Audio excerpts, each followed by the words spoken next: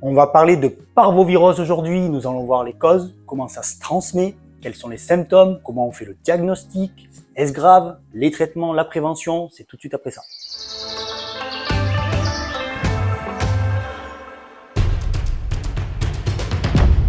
La parvovirose est une maladie virale qui touche les chiens à tout âge, avec par contre des répercussions plus importantes et un taux de mortalité élevé chez les jeunes. C'est un virus agressif, dangereux, notamment chez les chiots et les animaux non vaccinés. La contamination se fait par voie directe, muqueuse à muqueuse, lors de léchage par exemple, ou par voie indirecte, c'est-à-dire par l'intermédiaire d'objets, les gamelles, les jouets, le sol.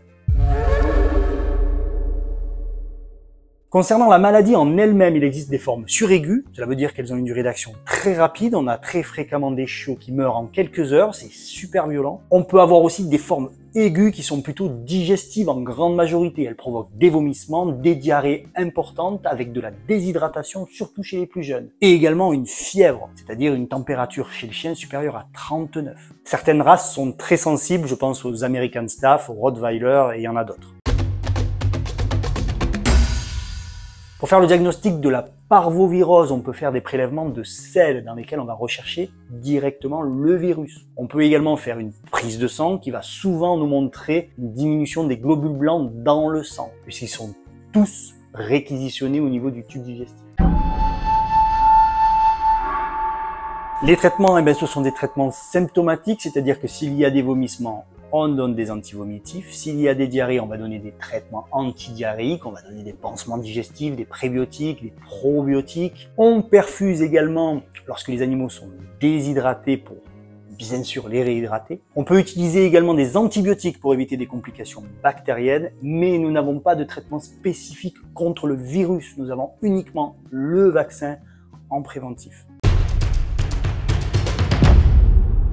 Il est fondamental de vacciner les animaux à partir de l'âge de 8 semaines pour vraiment se prémunir de cette maladie qui est grave. Et on en voit chaque année. Un laboratoire a même mis au point un vaccin parvo avec autorisation de mise sur le marché dès l'âge de 4 semaines. Les animaux vaccinés sont très rarement malades, alors qu'ils meurent très souvent lorsqu'ils ne le sont pas. Donc c'est fondamental de sensibiliser les propriétaires de jeunes chiots à cette maladie. Sinon chaque année on a des épidémies catastrophiques et nous avons très peu de marge de manœuvre quand c'est un virus et des antivirus efficaces, nous n'en avons pas pour cette maladie.